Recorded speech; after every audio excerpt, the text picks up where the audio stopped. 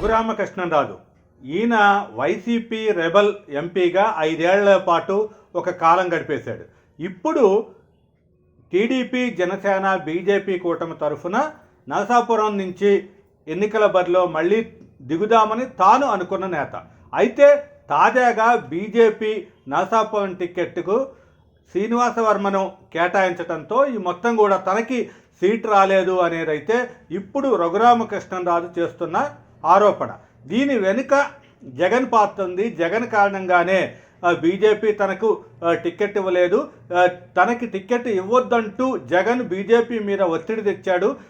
సోము వీర్రాజు ఇతరుల సాయంతో మొత్తం కూడా బీజేపీ అధిష్టానాన్ని అయితే ఒప్పించగలిగాడు. జగన్ గెలిచాడు తనకి టికెట్ రాకుండా అనేది ఇప్పుడు రఘురామకృష్ణరాజు చేస్తున్న వాదన. బీజేపీ టికెట్కి జగన్కి ఏమిటి సంబంధం? అసలు ఈ జగన్ ఇవ్వద్దంటే బీజేపీ టికెట్ ఇవ్వకుండా ఉంటుందా? ఇదన్నీ కూడా సగటు అందరికీ వచ్చే ఒక అనుమానాలు. అయితే ఇక్కడ అంటే తనకి రెబల్గా ఉంటూ 5 ఏళ్ల పాటు తనను విమర్శిస్తూ ఒక తెలుగుదేశం మౌస్ పీస్గా ఉన్న ఈ మొత్తం కూడా రఘురామకృష్ణరాజుని సీటు రాకూడదు, ఏ పార్టీ నుంచి కూడా అతనికి సీటు రాకుండా చేయాలి అనుకోవటం అనేది జగన్ చేసి ఉండొచ్చు. కాకపోతే బీజేపీ ఇవ్వాలి అనుకుంటే జగన్ మాట వింటుందా అనేది కూడా ఒక ప్రశ్న. అయితే ఈ మొత్తాన్ని కూడా ఆలోచిస్తే ఇక్కడ రఘురామకృష్ణరాజు ప్రస్తుతం ఏ పార్టీలో ఉన్నాడు, ఏ పార్టీలో లేడు. అంటే వైసీపీకి తాజాగా రాజీనామా లేఖని తాజాగానే పంపాడు. ఆయన బీజేపీలో జాయిన్ అవ్వలేదు, తెలుగుదేశంలో జాయిన్ అవ్వలేదు, జనసేనలో జాయిన్ అవ్వలేదు. కాబట్టి అసలు ఏ పార్టీలో లేకుండా కూటమి తరఫున అసలు ఆయన ఎందుకు ఆశించాడు? తనకి నరసాపురం సీటు బీజేపీ నుంచి కేటాయిస్తారనేది రఘురామరాజు ధీమా ఏంటి అనేది అయితే సగటుగా అందరికీ వస్తున్న అనుమానం. అయితే తనకే కంపల్సరీగా కేటాయిస్తారనేది మొదటి నుంచి కూడా కూటమి సభలో ప్రత్యక్షంగా అంటే నరసాపురం నియోజకవర్గంలో తాడేపల్లిగూడెం దగ్గర జరిగిన కూటమి అంటే తెలుగుదేశం జనసేన కూటమి సభలో తానే ప్రకటించుకున్నాడు, ఇది నరసాపురం లోక్సభ నుంచి కూడా నేనే పోటీ చేస్తున్నాను అనేది. అయితే ఈ కూటమి సీట్ల సర్దుబాటులో భాగంగా అదంతా కూడా బీజేపీకి నరసాపురం సీటు ఇవ్వటం జరిగింది. కాబట్టి బీజేపీ నుంచే తాను పోటీ చేస్తాను అనే ఒక ధీమాతో ఉన్నాడు.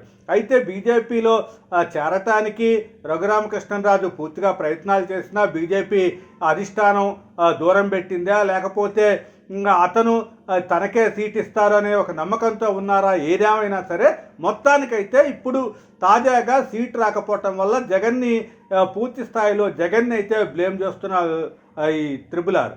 అయితే దీంట్లో ఒక విచిత్రం అంటే తెలుగుదేశాన్ని నుంచి టికెట్ ఆశించకుండా తను బీజేపీ నుంచి ఎందుకు ఆశించాడు అనేది అయితే ఇప్పుడు వస్తుంది. తాజాగా రఘురామకృష్ణరాజు భవిష్యత్తులో తెలుగుదేశంలో చేరి అంటే ఈ 1-2 రోజుల్లో తెలుగుదేశంలో చేరి తెలుగుదేశం విజయనగరం టికెట్ నుంచి పోటీ చేసే అవకాశాలు ఉన్నాయని అయితే చెప్తున్నారు. లేకపోతే అసెంబ్లీకి ఉండి నుంచి పోటీ చేసే అవకాశాలు ఉన్నాయని కూడా అంటున్నారు. కాకపోతే ఆయన తెలుగుదేశం బాగానే పనిచేశాడు, ఎప్పుడు కూడా పచ్చ చొక్కా వేసుకోవటానికే ప్రాధాన్యత ఇచ్చాడు. కాబట్టి ఈ మొత్తం ఢిల్లీలో అంటే నరసాపురంలో గెలిచిన తర్వాత కూడా నరసాపురం ప్రజల్లో ఎప్పుడు నియోజకవర్గంలో తిరిగే అవకాశం అయితే ఆయనకు రాలేదు. ఏ కేసులు అయితే ఏంటి, జగన్ ఏదైనా అరెస్ట్ చేపిస్తాడేమో అని భయం కావచ్చు, ఏదైనా కావచ్చు, ఢిల్లీలోనే ఉంటూ ల్యాబింగ్ చేసుకుంటూ వచ్చాడు. కాబట్టి ఇప్పుడు అందరూ దృష్టిని ఆకర్షిస్తూ రఘురామకృష్ణరాజు మాటలైతే ఇప్పుడు మొత్తం కూడా జగన్ వల్లే తనకి సీట్ రాలేదు అనేది అయితే ఒక ఆశ్చర్యాన్ని కలిగించే అంశంగా మారింది.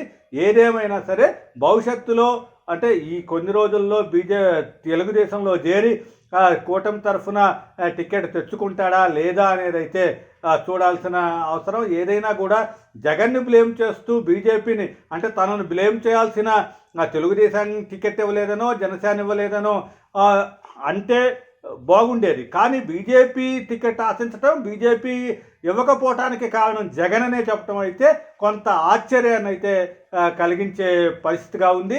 అయితే ఇప్పుడు రఘురామకృష్ణరాజు భవిష్యత్తు ఏంటి, జగనే గెలిచాడా రఘురామకృష్ణరాజు మీద అనేది అయితే ఇక్కడ ఒక హాట్ టాపిక్గా అయితే మారింది.